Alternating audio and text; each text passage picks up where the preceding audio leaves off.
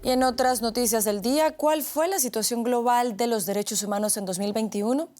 El último informe anual de Amnistía Internacional advierte sobre 3 tendencias claves en el mundo. La pandemia de COVID-19 puso en evidencia la gran desigualdad entre los países ricos y pobres. La Unión Europea terminó el año con una tasa de vacunación de más del 70%, mientras que en África menos del 8% de la población estaba vacunada. Otra tendencia que viene creciendo en muchos gobiernos es la censura y represión de protestas, muchas veces utilizando la pandemia como excusa para prohibirlas. Finalmente, 2021 fue testigo de grandes movimientos migratorios y olas de refugiados, principalmente en Afganistán, Etiopía y Venezuela.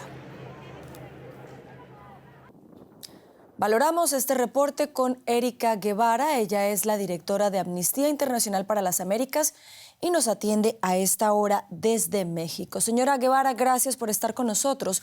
¿Cuál es el balance para América Latina en este reporte que ha sido presentado este lunes?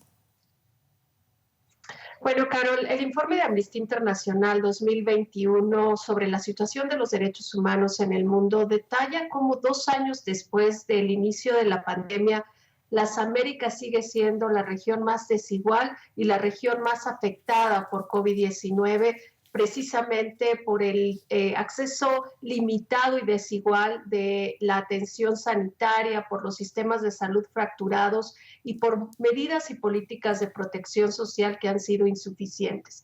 Pero ante este contexto, lo que el informe nos muestra son gobernantes indolentes ante esta situación que han respondido con represión, que han respondido muchas veces con el uso de las fuerzas públicas para acallar las voces de las personas que demandan cambios sistemáticos a cómo se ejercen derechos en todo el continente y que lamentablemente no han recibido una respuesta adecuada por parte de los estados.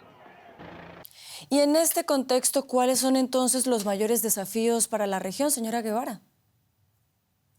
Bueno, Caro, nos enfrentamos a múltiples desafíos, a múltiples crisis en materia de derechos humanos, pero yo te los resumiría en 3 grandes desafíos. Por un lado, es la protección de los derechos económicos, sociales y culturales, es decir, que los estados abran diálogo con la ciudadanía para atender las demandas que vemos en las calles, en vez de represión, que haya protección a esos derechos y a esas enormes desigualdades que hoy afectan a comunidades históricamente marginalizadas. El segundo gran desafío es atender la gravísima crisis de violencia que hoy día también se ve reflejada en la violencia en contra de personas defensoras de los derechos humanos y periodistas. En el año 2021, 258 personas defensoras de los derechos humanos fueron asesinadas, representando el 70% del total de los casos globales, y en lo que va de este año, por lo menos 30 personas defensoras han sido asesinadas y 14 periodistas han sido asesinados en todo el continente, como un emblema de esta violencia que está afectando a la mayor parte de los países. Y por último, pues atender el gran desafío que implica la crisis global en materia de derechos de personas migrantes y refugiadas, siendo nuestro continente uno de los continentes que lamentablemente acoge a una de las mayores crisis, que es la de personas venezolanas, pero que además tiene que responder a múltiples legados de crisis, como es la crisis de personas centroamericanas, haitianas, entre otras que están buscando protección internacional. Señora Erika Guevara, directora de Amnistía Internacional para las Américas, muchas gracias por analizar para nosotros este reporte.